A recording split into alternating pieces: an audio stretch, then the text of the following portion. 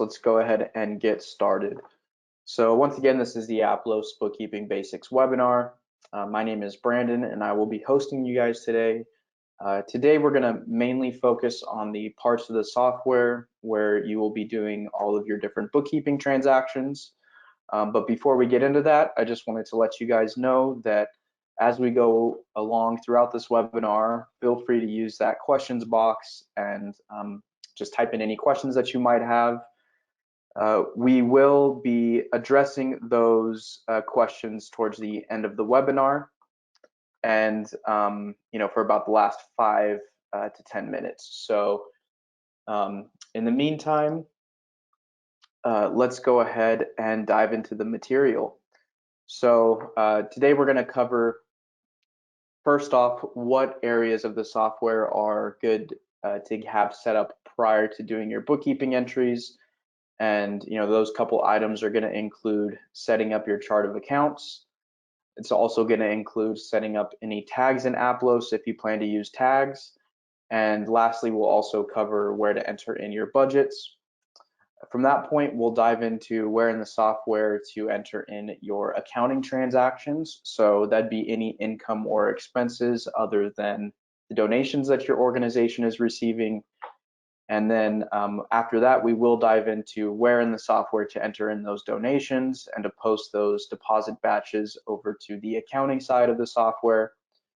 And just kind of as some closing items, I will also show you guys where to do like bank reconciliations, closing down periods, as well as pulling some reports that you might want to pull at the end of each month, or at least on a regular basis for your whether it's for your board or just to track internally how you guys are performing. Great, so the first thing we're going to take a look at is what parts of the software are useful to have set up prior to doing your bookkeeping. So one of those main areas is your chart of accounts. So that's located here under Fund Accounting, Accounts, and Account List. And this is where your chart of accounts is housed within Aplos. So at the very top here of this screen will be the list of your funds. Just to give you a brief explanation of what funds are. So your funds within Aplos are the different buckets that your organization is broken out to, that whenever somebody gives or whenever you spend money, that money is either going into a designated bucket or being pulled out of a bucket. So as you can see here, we have some examples of potential funds that your organization might need. We have a general fund here. This is typical for any of those undesignated items that are just for your general income and expenses for your organization. But then you might also have more specific funds as well, like an education fund or a building fund. This top box up here, this is where you can add additional funds if you need to. This is also where you can color code your funds, which we will take a look at where that comes into play when we start to dive into entering in accounting transactions. So just keep in mind that you can color code your funds, and we'll take a look at where that comes into play a little later on. From there, going down this account screen, your accounts will be broken out based off of the account categories they belong to. So this first section of your chart of accounts will be your asset accounts, and these will include any items that your organization owns. So that could be anything from checking and savings accounts through your bank. This might also be investment accounts like money market or CD accounts that you have through your institutions. But then this might also include accounts receivables for customers you've invoiced, or more long-term assets like fixed assets that you want to track depreciation for, such as buildings, property, equipment, things like that. The next section in your chart of accounts are your liability accounts. So these are, in a sense, the opposite of your asset accounts. So these liability accounts are items that your organization owes out to other outside organizations. So this could be anything from credit cards that you have through your bank to bills that you might have received through accounts payable. But then this also might include more long-term liabilities like mortgages or bank loans. The next section of your chart of accounts is your equity/fund balances. You'll notice this is just a reiteration of the funds listed up top, except the funds listed up top are listed in alphabetical order, whereas down below here, this is where you could then group your funds into more specific categories. So as you can see here, we have some examples. You might have some unrestricted net assets or funds, so you would want those unrestricted funds listed below. And you might also have some restricted net assets, which would be those designated funds, which you would also have listed below. And then you might also have other groupings that you want to split your funds out into. The next section of your chart of accounts are your income accounts. Your income accounts are a way for your organization to describe how you are receiving money. So you might have donation related income, whether that's contributions from individuals or other institutions or grants. But then you might also have other types of non-donation related income, such as interest through your bank. Your organization might sell merchandise. You guys might sell tickets to events, anything that is not donation related and is in exchange for goods or services would still also be things you would want to track through income accounts. And the last part of your chart of accounts is your expense accounts. So most likely this will be the longest portion of your chart of accounts. And that's just because you are using your expense accounts to describe how your organization is spending money. And that's really where a lot of detail comes out in reports, is knowing how much and where your organization is spending the majority of its expenses. So as you can see here, you can get decently specific with your expense accounts, but you don't necessarily want to get overly specific. So as you can see here, you might want to break out your office supplies between like paper and paper products, but you might not necessarily want to track, individual paper clips for your expenses.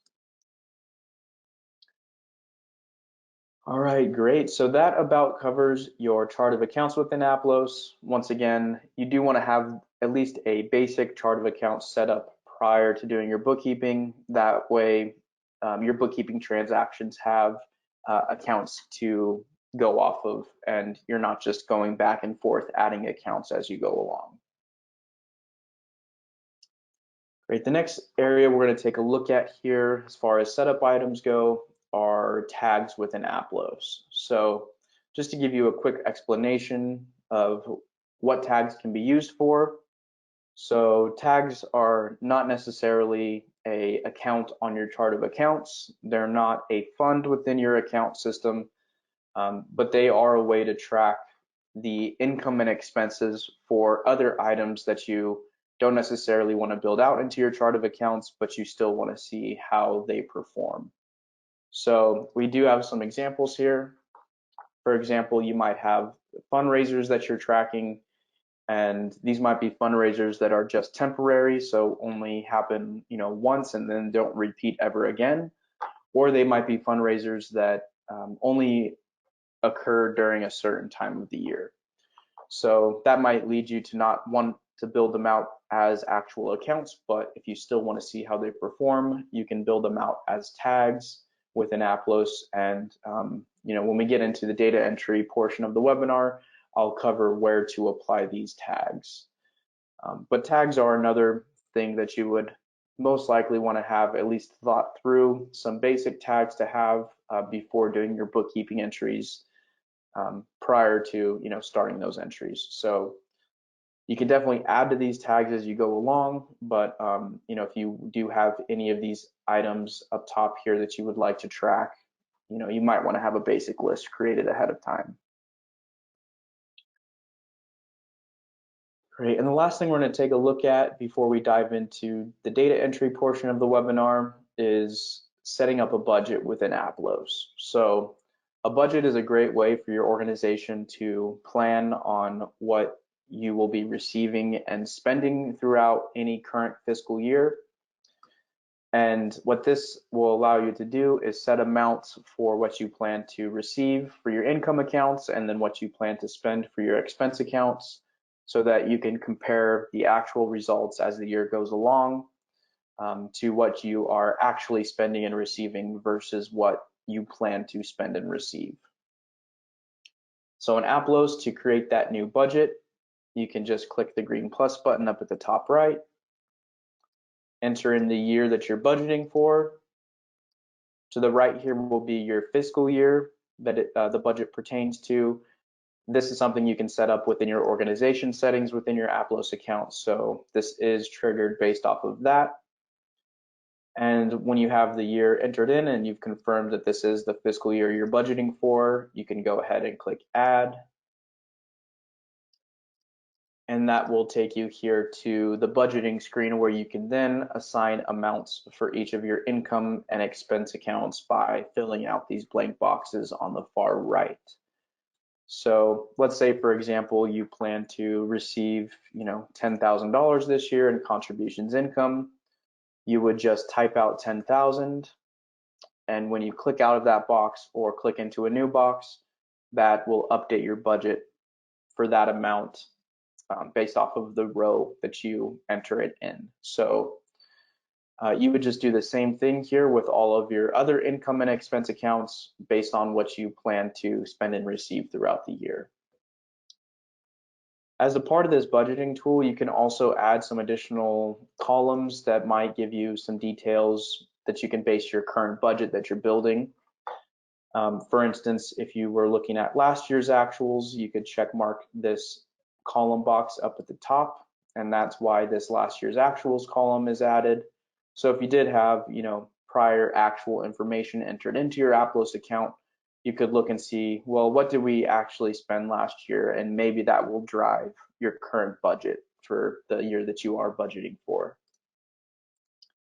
You can also check mark off this show monthly breakdown option if you are wanting to budget per month versus just annual numbers.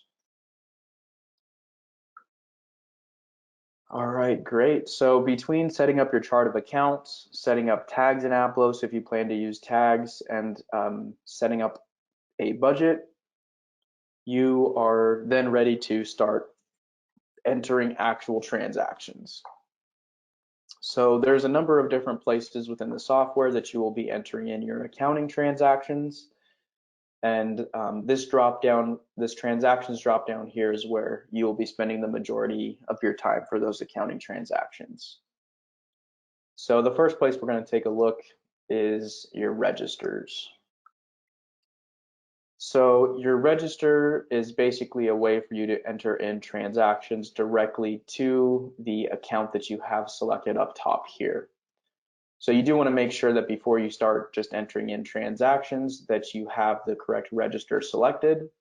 So I'm just going to go ahead and use the checking account here as an example. And then from there, you're going to fill out this add deposit / payment box up top here. And basically what you're doing with this box is entering in the transaction with details based off of what happened in real life. So we'll go ahead and walk through an example here. So the date, this is just the date the transaction happened. So I'm just going to go ahead and use today's date. The payee, so this is the contact that this transaction happened with. So let me just go ahead and say that we purchased some items at Costco. So I'm going to choose Costco as the payee. This comment field, this is not a required field, but if you do want to add some additional details to the transaction, you could put a little comment here. So I'm just going to go ahead and put, food / supplies here in the comment section. Then you're going to fill out either the payment box or the deposit box, depending on if you're spending or receiving money. So because we're spending money, I'm going to go ahead and type in an amount into the payment field. Check number, this is not a required field, but if you do have a check number involved with this transaction, you can enter it in here. Account, so this is the income or expense account that describes what is happening with this transaction. So if you just click in this box, you will get a drop down of all of your different accounts, but you can also start typing in the account number or name, and it will start to filter what you're seeing from the drop down. So let's just say, for example, I knew I had a food expense account. I could just start typing food, and there's my refreshment/foods expense account. The next thing you'll do is select which fund this money is going into or coming out of. So let's say that this was an expense on behalf of the homeless shelter. I would choose the homeless shelter fund as the fund on this transaction. The next fields you'll notice are in regards to if you're using tags within Aplos. So here you can see there's the fundraiser tag option, custom tag option. If you add tags in departments or events or projects or whatever it might be, you would have some additional fields here that you could fill out. But for our example here, let's just say that this was an expense on behalf of the COVID fundraiser. So I would just make sure to select that as my tag on this transaction. Great, and the last option for entering transactions in the register here is that you can split a transaction using the split button, and that will allow you to break this payment or deposit out into multiple income or expense accounts. So let's say, for example, that this was not only a purchase for food at Costco, but there was also some supplies. So I would just add an additional row, select that additional expense account, and from here you can even change the fund for the split. So I'm just going to say these office supplies were just general fund expenses. You can even apply different tags as well. So I'm just going to leave them blank on this additional line. And then the last thing you can do is split out the total payment or deposit amount between the multiple income or expense accounts that you're using. So I'm just going to go ahead and say this was a 50-50 split. So 100 was for food and 100 was for office supplies. And so once your total splits equal the total payment or deposit, you can then submit the transaction. Great, and once you submit that transaction, it's going to populate here under transaction history, where you can see that by clicking on the transaction, its details, but you can also see how this transaction is affecting your overall running balance for the register that you're in. Great, and the last thing I want to point out is down at the bottom of each of your registers will be a bar graph showing the fund balances within that register. So this is where color coding your funds comes in handy. You could definitely tell that if all of these funds were color coded to the same color, this graph wouldn't look as visually useful as it would if you assign colors out to those funds. Great, and that basically covers how to enter in a transaction into your register. Once again, you just want to basically fill out these boxes with information that pertains to what happened in real life. Great, the next screen we're going to take a look at here is the journal entry feature. I'm not going to go into too much detail with this feature, but journal entries are typically going to be posted not for your daily and regular bookkeeping transactions, but you might post a journal entry for one-off items like posting an adjusting entry to a prior period. You might post your depreciation here through a journal entry for your fixed assets, but once again, this most likely won't be used for your daily and weekly bookkeeping transactions. A couple things to keep in mind here. So you'll notice there are some required fields. So you will need to fill out a date and memo for each of your journal entries. And then not only do your debits and credits need to be in balance when creating a journal entry, but your funds will also need to be in balance. And if either of those items are not in balance, you will see some red numbers down here below, and it won't let you post the journal entry. So there's some checks within the system to make sure that you're not posting incorrect journal entries. The last thing, and probably one of the most used parts of the journal entry feature is this Start New Fund Transfer option. So if you click on the left-hand side, Start New Fund Transfer, this will allow you to fill out the information so that you can move money between your funds without actually changing the overall balance of your assets and liabilities. So this would be definitely an internal type of transfer. You know, you're just reallocating money from one fund to another. There is not actually new money coming into your organization or money leaving your organization.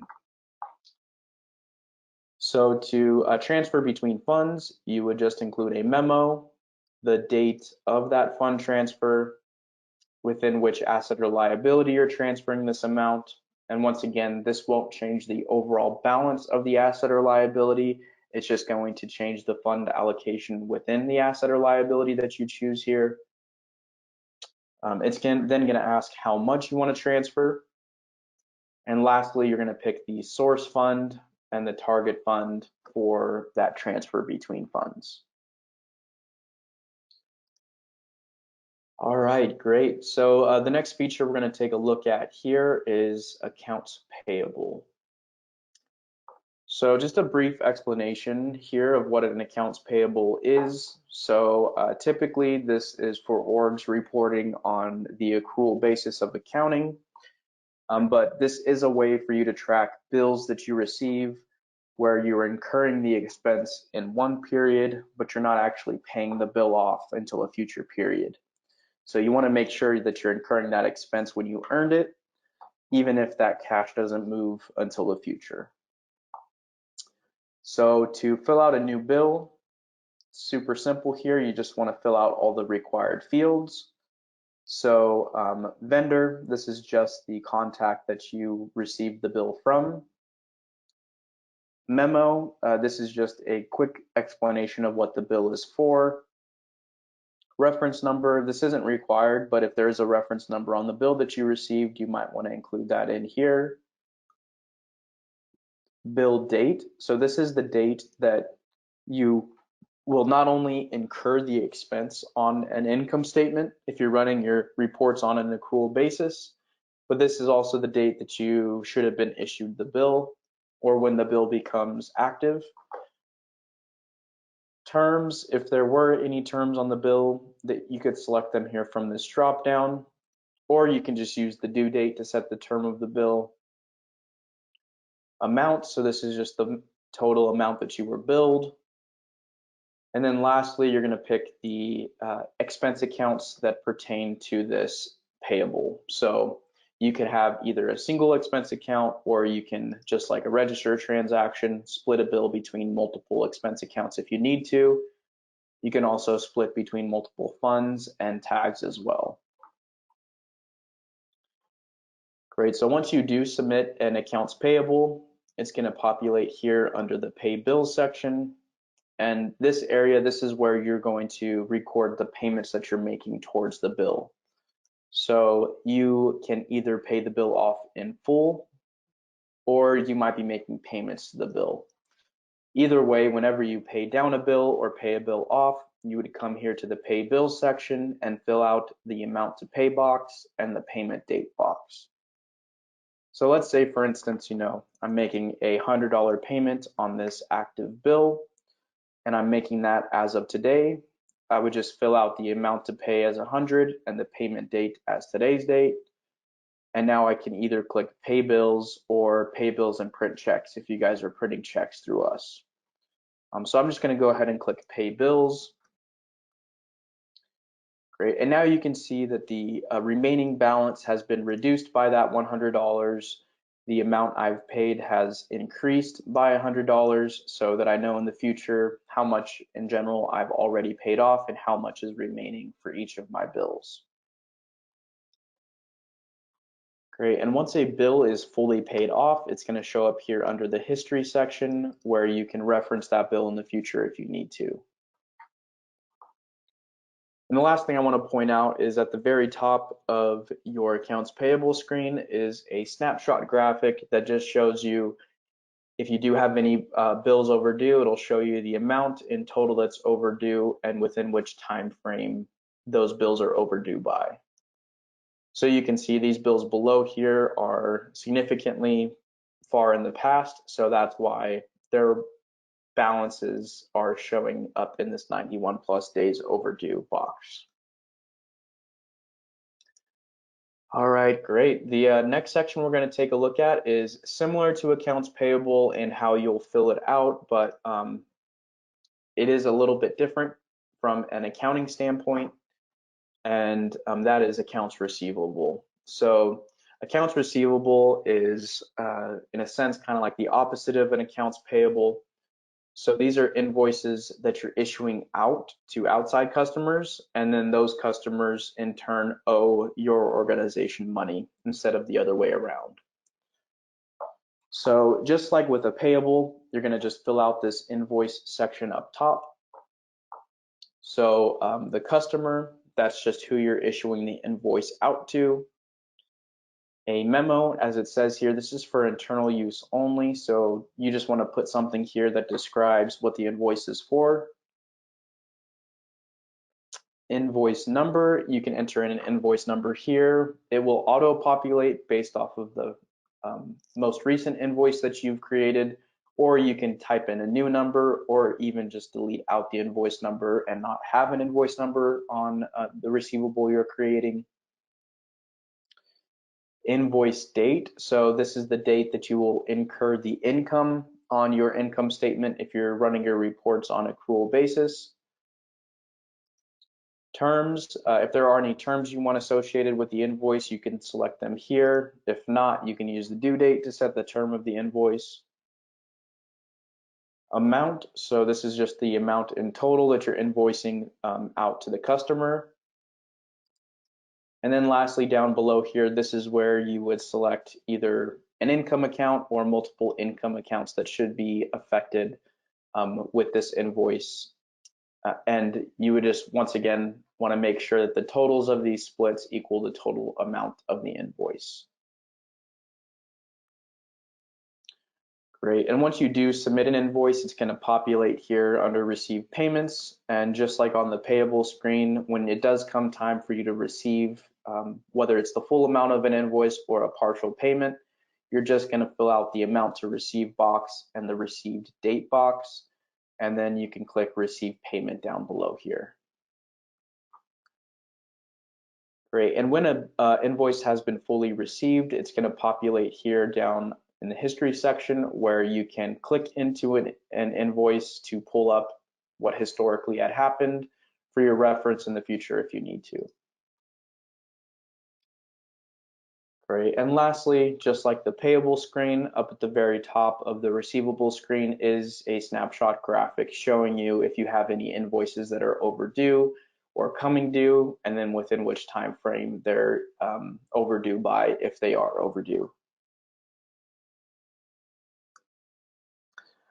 All right, awesome. So that covers the accounts payables and receivables features.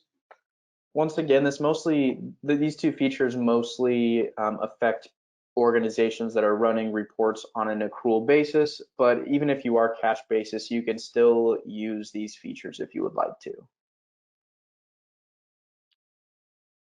All right, the next feature we're going to take a look at here is bank integration, and this is in a sense an alternative to entering transactions directly into your registers.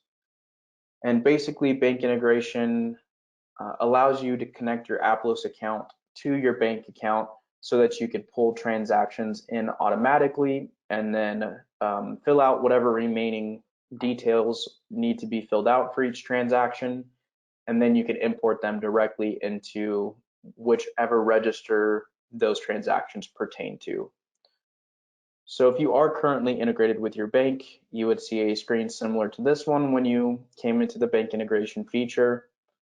On the left-hand side would be the source account or the bank account that you're connected to. And on the right-hand side will be the target account or the register account within your Aplos account that you want these transactions to be imported into. So you do want to make sure that these two accounts line up before you start importing in transactions so that you're not accidentally importing in transactions into the wrong account within Aplos. Great, and then once you have confirmed that the source and target account are good to go, down below here is where you will see the transactions that have been pulled in from your bank. And you'll notice there's some items that are automatically populated for you, like the date, the amount, a payee and note potentially. And from there, you would just need to fill out any remaining required fields. So you would at the very least want to fill out an account and fund for each transaction, but then you can also apply your tags as well on the right-hand side here. And then once you have the full transaction filled out, you can go ahead and click import, and that will import the transaction into the target register account you have selected up at the top right. Great. If you are not currently linked with your bank through bank integration, then you would see a screen similar to this one when you first arrive on the feature, of course, without the connected institutions down below. But this is where you can search for your financial institution and then select them under either Plaid or Finicity. And from there, it's just going to ask for like your basic login credentials that you're used to using when logging into your bank online. So if all goes well, then your institution will connect to your Aplos account and you can start importing in transactions. All right, great. And before we dive into the donation side of the software, the last thing I want to point out here on the accounting side is we do have a payroll software that we are directly integrated with called Gusto. So if you are interested in, picking up a new payroll software, switching from an old payroll software to something else, or if you're just a new organization that's just starting payroll, I would definitely take a look here into Gusto. Gusto is a full-fledged payroll software, but they do connect with us, which is kind of what makes them unique in the sense that this integration basically takes care of your pay run journal entries that you would have to do within your Aplos account. So I do know that those payroll transactions can be difficult at times, especially if your employees have multiple withholdings or benefits that you're paying out. So if payroll is a stumbling block for your organization and you're looking to simplify that, I would recommend coming here into the payroll tab and at least looking into Gusto. If you do sign up for Gusto through your Aplos account, you do get a free 3 months. I believe if you just go to their website and sign up, it's a free month. So there is an advantage here to using your Aplos account to start that free trial. All right, and with that, we're gonna go ahead now and dive into the donation side of the software. Great, so we're gonna cover where to enter in the individual contributions that you receive into your Aplos account, and then how to batch those individual contributions into deposits that will reflect on the accounting side. So the first place we're gonna take a look here is this contribution screen from the contributions dropdown. And this is where you will enter in all of those individual donations that you receive throughout the week or month before you actually go and take the donations to the bank to create a batch deposit. So to create a new contribution, you would just use the green plus button here at the top right. And from here, you're just going to fill out the details of the donation. So we'll go ahead and go through an example here. So the contact, this is just the donor. So let's just say Brandon Belt here is our donor. Purpose, so this is the reason that the donor gave or the area of the organization that the donor gave specifically to. So you might have like a general purpose where all of your general undesignated donations go through, but then you might also have more specific purposes that relate to programs within your organization, events you guys are holding, specific things you're fundraising for, kind of all of the above there. So let's just say that Brandon Belt's giving towards our Kung Fu Fund. So I'm going to go ahead and select the Kung Fu Fund as the purpose. This acknowledge dropdown, so this is just in reference to if you've reached out to the donor or not to thank them for the donation. So the options here are acknowledged if you have reached out, unacknowledged if you haven't reached out but you plan to, or you could just dismiss it, which is basically saying, whether or not we've reached out, we just don't want to track that within Applos. Great, the contribution date. So this is the date that the donor gave the donation. I'm just going to go ahead and say this was on Sunday. Amount. So this is the total amount for the donation. So let's just say Brandon Belt was super generous this week and gave us $100. Reference ID and note fields. These aren't required fields, but you might want to include, a check number here if this was a donation written over check. Or just a note that you want to leave for the donor that the donor left for you. Expense amount, so this is referring to if any portion of this donated amount was taken out for fees or charges. So you'll typically see these fees or charges if you're collecting donations through an online processor. Typically, if you just go to your bank to deposit money, there's not usually fees associated with it. But if there are, you would just fill out that amount into the expense amount box. Non-tax deductible amount. So this is referring to if any portion of the amount that was donated was in exchange for goods or services. So if any portion of it was in exchange for goods or services, then that portion that they gave you is not going to be something they could claim on their taxes. So you would just fill out the amount or portion of the amount that was non-tax deductible in this box, and then you can also include a note to describe that in the non-tax deductible note field. And lastly, there is an option here for a soft credit contact if this donation has one, or if you guys are tracking soft credit contacts. I'm just going to go ahead and leave this blank for our example though. Great, so once you've filled out a contribution all the way, you can either click save and add if you're adding multiple contributions in one sitting, or save and close if this is the only one that you're entering in for now. Great, so once you've entered in all of those contributions that you received throughout the week, and now you're wanting to batch them up into a deposit, all you would have to do is check mark off the box next to the contributions that you're batching up. So let's just say it's these two contributions, and then you could click this create deposit button. Great, and that will redirect you here to a screen where you're going to fill out some more information to make sure it's reflected on the accounting side correctly. So the date up top here, this is the date that you actually made the deposit into the bank.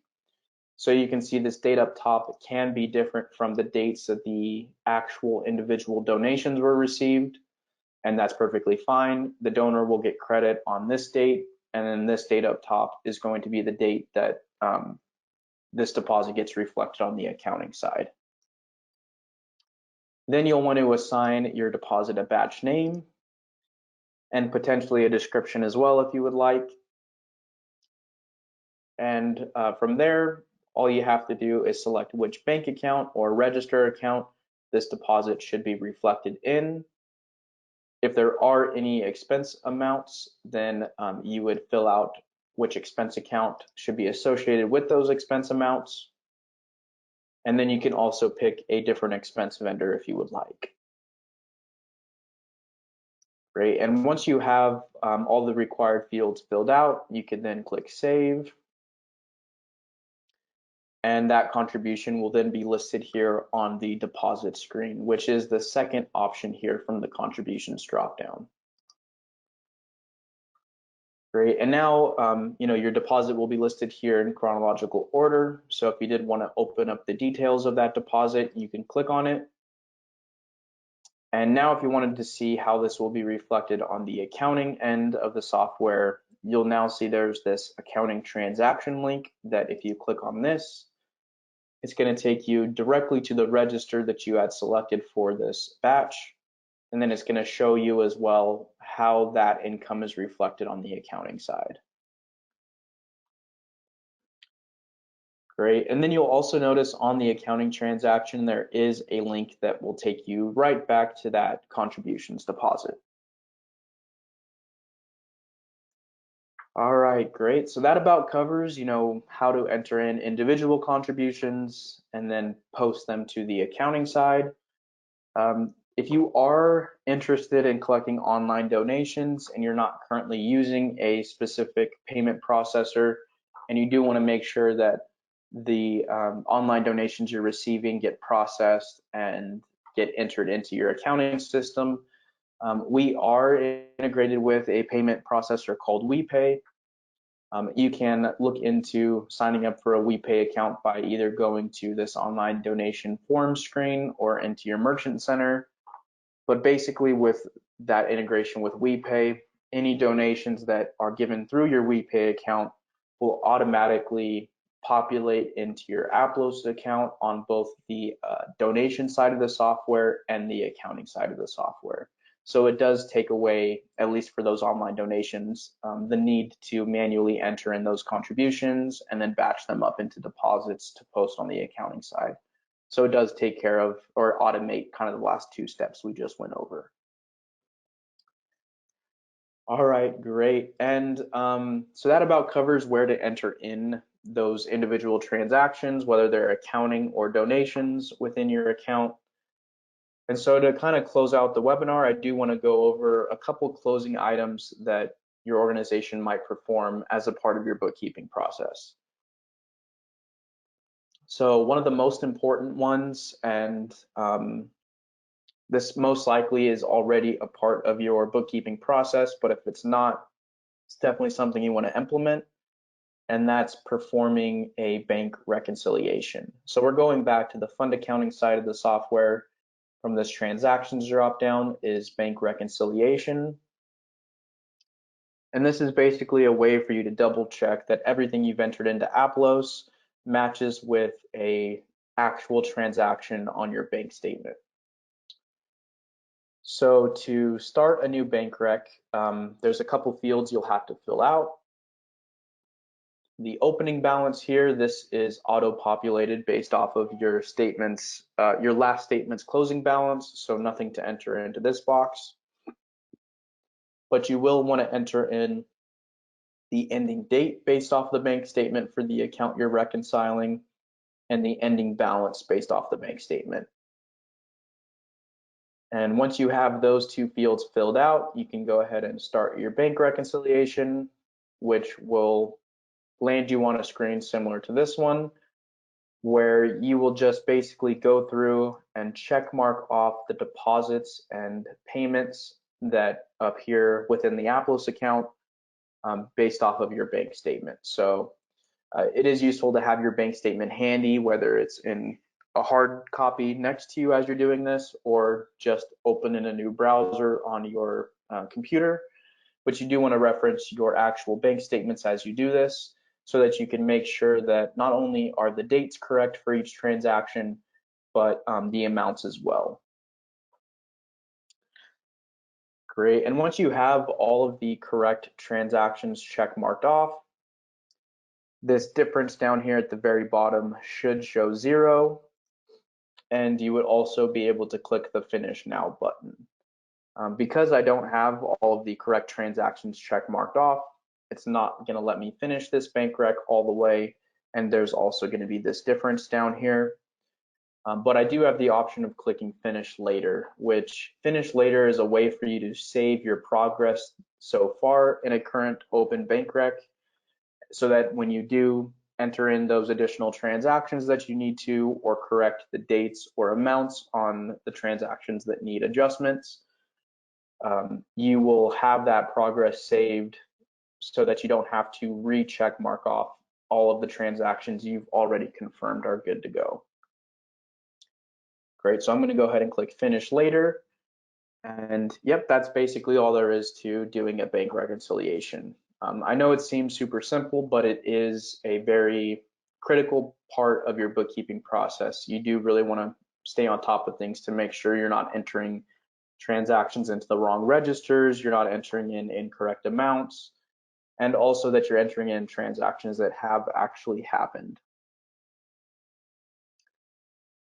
All right, great. And then just a couple other things that I'll quickly go over here before I start diving into questions is once you've reconciled your accounts and you're confident that you do have all the correct transactions entered in for the month, you're then ready to pull reports that you can rely on. So all of your reports, whether they're accounting or donor related, are going to be located on the reports tab up top. And from there, at the very top of this screen will be your most used reports. These are reports that we found are pretty typical of most organizations,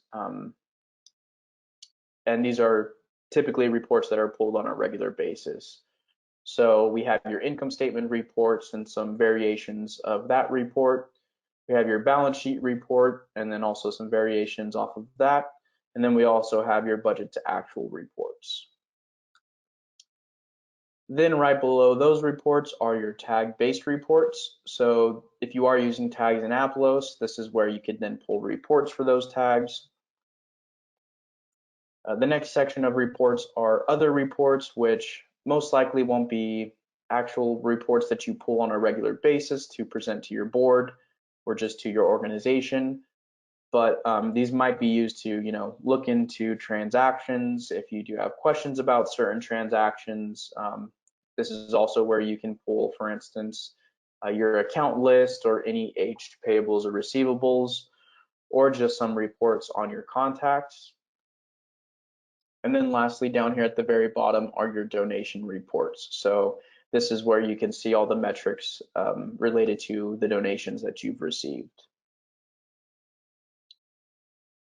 All right, great. And I'm just going to quickly go through how our reports function. So all of the reports, whether it's an accounting report, donor report, or just a other report, most reports are going to have these three options up top.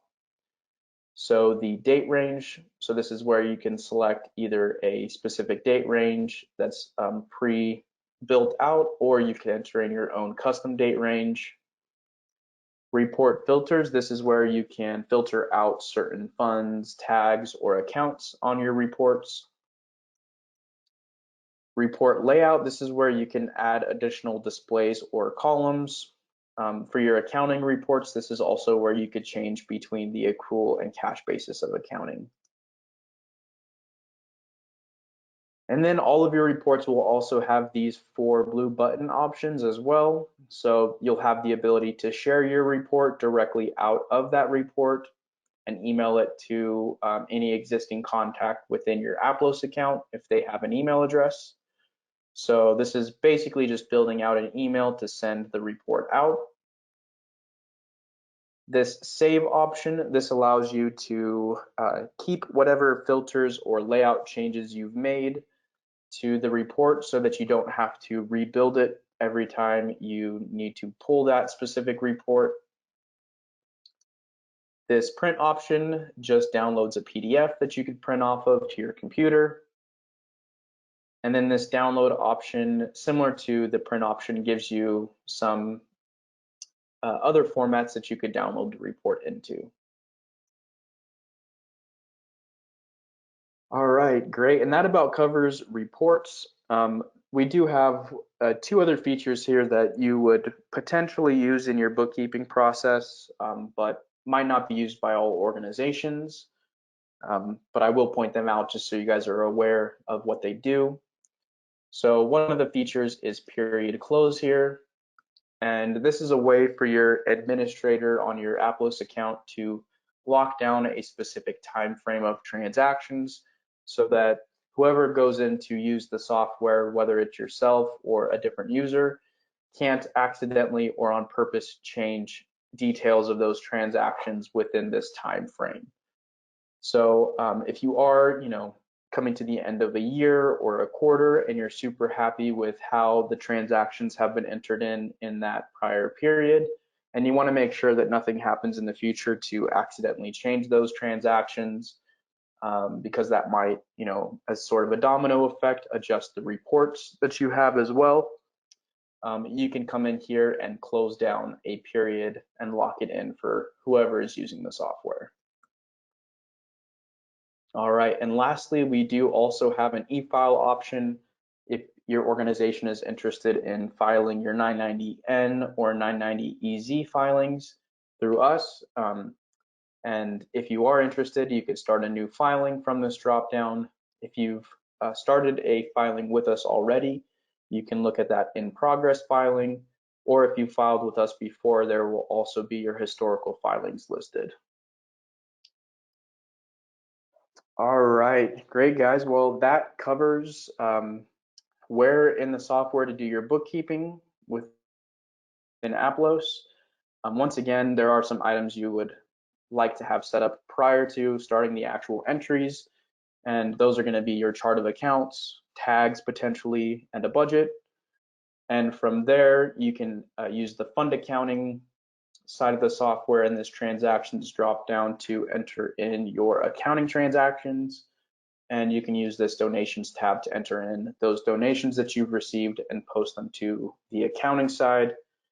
And then once all of those transactions, whether they're donation related or not, have all been entered in for that specific period, you could then reconcile your bank accounts, which is, just double checking that everything's correct so that the reports you're pulling are as accurate as possible. All right, everybody. Thanks for your time, and I hope you guys all have a great rest of your week. Bye-bye.